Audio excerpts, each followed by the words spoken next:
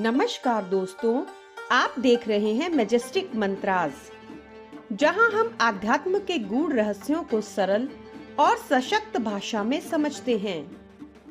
आज का विषय बेहद गंभीर और उतना ही गूढ़ है कि शराब और आध्यात्म का क्या रिश्ता होता है। क्या शराब केवल एक सांसारिक आदत है या इसका कोई गहरा प्रभाव हमारे चेतन और अवचेतन मन पर भी पड़ता है? क्या एक साधक शराब का सेवन कर सकता है? क्या शराब आत्मा की गति को रोकती है? आइए आज हम इस विषय को केवल सामाजिक नहीं बल्कि आध्यात्मिक दृष्टिकोण से समझने का प्रयास करेंगे। सबसे पहले हमें ये समझना होगा कि आध्यात्म क्या है। आध्यात्म का मूल अर्थ है आत्मा की ओर यात्रा। हमारा उद्देश्य है अपने शरीर, मन और आत्मा को एक संतुलित अवस्था में लाकर परम चेतना से जुड़ना। अब बात करें शराब की। शराब सिर्फ एक तरल नहीं, ये एक ऊर्जा है, एक कंपन, वाइब्रेशन है जो हमारे चेतना स्तर को प्रभावित करती है। हर पदार्थ का अपना एक कंपन होता है, जल, अन्न, ध्वनि और यहाँ तक कि विचारों का भी। शराब का कंपन बहुत नीचा होता है, तामसिक यानी जड़ पैदा करने वाला। जहां आध्यात्म हमें सतोगुण और चेतनता की ओर ले जाता है, वही शराब हमें तमोगुण की ओर खींचती है। क्या आप जानते हैं कि प्राचीन वेदों और उपनिषदों में भी मद्य का उल्लेख किया गया है? ऋग्वेद में सोमरस का वर्णन आता है, जिसे कुछ लोग शराब मानते हैं। लेकिन ध्यान देने वाली बात यह है कि सोमरस कोई नशा नहीं था, बल्कि वो एक दिव्य औषधि थी जो विशिष्ट यज्ञों और साधना के लिए तैयार होती थी।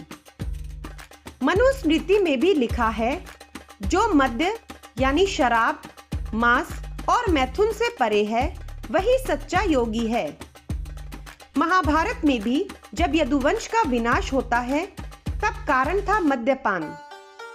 शिव को भांग से जोड़ा जाता है, लेकिन शिव तत्व को समझने के लिए केवल भांग नहीं बल्कि वैराग्य और समाधि की दृष्टि चाहिए।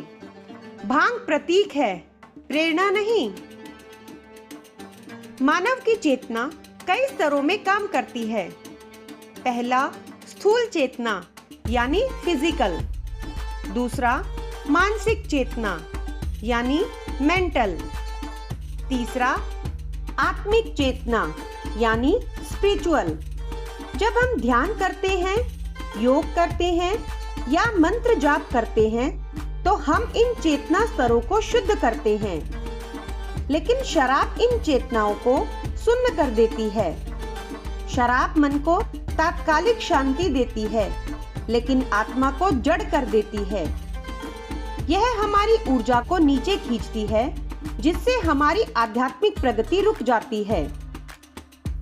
शराब हमें भौतिक जगत में बांधती है, जबकि आध्यात्म हमें परात्पर की ओर ले जाता है, और दोनों दिशाएं विपरीत हैं। शराब केवल शरीर को नहीं, अहंकार को भी पुष्ट करती है। जब व्यक्ति नशे में होता है, तो वह मैं का भाव अधिक रखता है, और मैं कुछ भी नहीं कर सकता, मुझे कोई रोक नहीं सकता इत्यादि। यह अहंकार ही आध्यात्म में सबसे बड़ा अवरोध है। भगवत गीता कहती है, विनय और नम्रता के बिना ज्ञान असंभव है। नशा व्यक्ति को विवेकहीन बना देता है। अब दुनिया में लाखों लोग शराब के आदी हो चुके हैं। क्या ये केवल एक आदत है या फिर कोई सूक्ष्म शक्ति जो हमें बांध रही है? आध्यात्म कहता है, हर लत एक बंधन है, और बंधन का अर्थ है पुनर्जन्म। जो आत्मा बंधनों में जकड़ी है, वह कभी मुक्त नहीं हो सकती। नशा केवल जीवन नहीं छीनता, आत्मा की दिशा भी बदल देता है। वह आत्मा जो मुक्त होने चली थी, वह फिर संसार के चक्र में उलझ जाती है। लेकिन निराश मत होइए, हर व्यक्ति में परिवर्तन की शक्ति होती है। आध्यात्म ना केवल शराब से रोकता है बल्कि उसे छोड़ने की शक्ति भी देता है, जैसे ध्यान, प्राणायाम, सत्संग, मंत्र जाप, सच्चे गुरु का साथ। ये सभी नशे की जड़ तक पहुंच सकते हैं, क्योंकि हर बुरी आदत का मूल अज्ञान है और जहां ज्ञान है वहां अंधकार टिक नहीं सकता। अब जानते हैं कुछ प्रश्न जो आपसे पूछे जाते हैं। पहला, क्या शराब पीने वाला आध्यात्मिक बन सकता है? तो इसका उत्तर है हाँ, अगर वह ईमानदारी से आत्मनिरीक्षण करे और त्याग का अभ्यास करे। दूसरा प्रश्न है, क्या शराब की थोड़ी मात्रा हानिकारक है? तो इसका उत्तर है, आध्यात्म में थोड़ा भी सूक्ष्म शरीर को प्रभावित करता है, जैसे हल्का जहर भी जहर ही होता है। तीसरा प्रश्न है, क्या शराब के बिना जीवन बोरिंग है? तो इसका उत्तर है नहीं, सच्चा आनंद तो आत्मा में है, जो ध्यान, सेवा और प्रेम से मिलता है।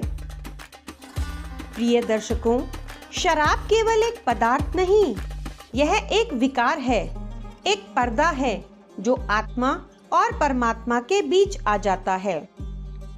आध्यात्म हमें याद दिलाता है कि जो बाहर से हटता है वही भीतर से जुड़ता है। आपकी आत्मा असीम है, आपका जीवन एक उपहार है, उसे नशे में नहीं, होश में जिए। दोस्तों, यदि इस विषय ने आपके अंतर्मन को छुआ हो तो कृपया इस वीडियो को शेयर करें।